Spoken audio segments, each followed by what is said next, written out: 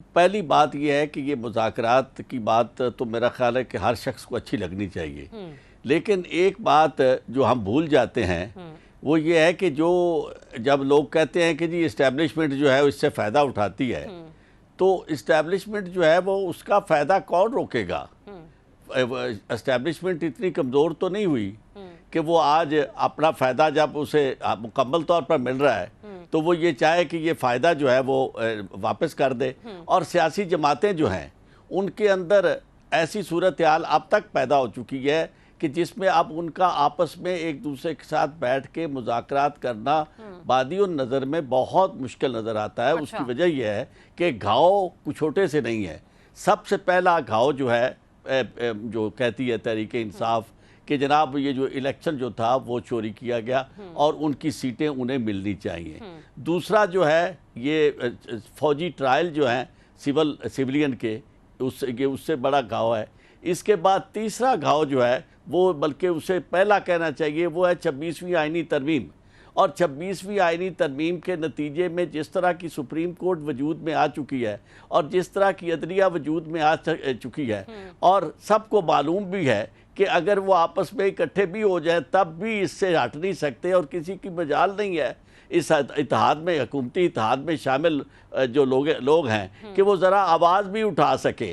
तो ऐसी सूरत हाल में ये बात मुश्किल नज़र आती है। और एक बात और मैं आपको अर्ज़ करूँ, इसमें अगर कोई बात ऐसे लोगों की तरफ से जिनका आप इशारा दे रहे हैं जो सियासी लोग होते हैं उन्हें तो ये सोचना चाहिए, और ख़ास तौर पे नवाज शरीफ साहब को या उनके बाकी साथी जिन्हें ये नज़र आ गया है कि भाई आप जब आपने आपस में लड़ाई की तो उसका नतीजा ये हुआ कि आप मुकम्मल तौर पर ख़त्म हो गए। अब ये जो 2/3 मेजॉरिटी या बड़ी मजबूत ताकत की हुकूमत जो है, भारी भरकम हुकूमत, ये कोई मुस्लिम लीग नून या पीपल्स पार्टी की हुकूमत नहीं है। ये वो हुकूमत है जिसको कोई दावत तक नहीं देता और जिसकी कोई रिकग्निशन नहीं है। रिकग्निशन जिनकी हो चुकी है उस बात ने भी बड़ी तकलीफ हर सियासी जो जेर रखने वाला शख्स है और सियासी जमातों में जो लोग हैं, खासतौर पर ज़ोमा और स्पेशली जो मुस्लिम लीग के लीडर हैं या बाकी जो सोचते हैं सियासी अंदाज में, उन्हें वाकई बहुत धचका लगा है कि हम कहाँ पहुँच गए हैं। बराए नाम अगर तो देखें किसी की दाल रोटी। बड़ा वैलिड पॉइंट आपने उठाया। मैं आप ही की बात लेके दोबारा ज़मीर रहता साहब के पास जाऊंगी, उनकी बात अधूरी भी रह गई थी। ज़मीर साहब वो भी मुकम्मल कीजिएगा। और जो नुक्ता इन्होंने बयान किया ना आरिफ चौधरी साहब ने कि भाई वज़ीर आज़म हैं, बेटी वज़ीर आला हैं, जगह जगह पे मियाँ साहब के खुद के भी और CM साहिबा के भी बोर्ड नजर आते हैं हमें जा बजा सूबे भर में, लेकिन इसके बावजूद वो क्यों कर चाहेंगे? वो क्यों कर इसलिए चाहेंगे कि वो होते हुए भी नहीं है, अब ये उनको महसूस होना शुरू हो गया।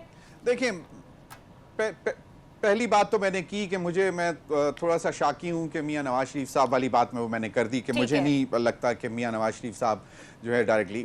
अब दूसरी बात जो ये है कि मुझे ये ऐसा लगता है कि आपने देखा होगा बानी PTI चेयरमैन इमरान खान साहब की जो ट्वीट आई परसों, उसमें उन्होंने वाज़े तौर पर कहा है कि वर्कर्स को कि जो है कि मैं तो काल कोठरी में रह लूंगा और आज़ादी बाहर है नहीं, तो बल्कि वो कह रहे हैं कि जी बाकी लोग भी जो हैं वो जेलों में आ जाएं।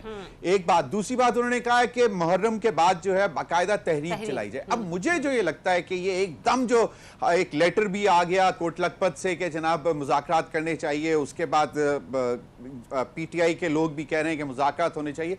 मुझे ऐसा लगता है कि शायद PTI की लीडरशिप जो है वो खुद रिलक्टेंट है किसी भी तहरीक को चलाने के लिए, क्योंकि मुझे नहीं लगता कि अब उनके अंदरूनी जो हालात हैं, जिसमें जितना भी कहते रहेंगे जी हम सब इकट्ठे हैं बैठे हैं, लेकिन जो अंदरूनी मामलात हैं वो सबको मालूम है कि अब वो वैसे पहले जैसे हालात नहीं रहे। तो एक तो ये कि तहरीक कामयाब हो नहीं सकती, तहरीक कामयाब होगी नहीं, पंजाब के लोग निकलेंगे नहीं। और पंजाब, आपको देखें एक चीज वाजे हो जानी चाहिए कि जो कोट लखपत में जो बैठे हुए हैं वो पंजाब के लीडर्स हैं।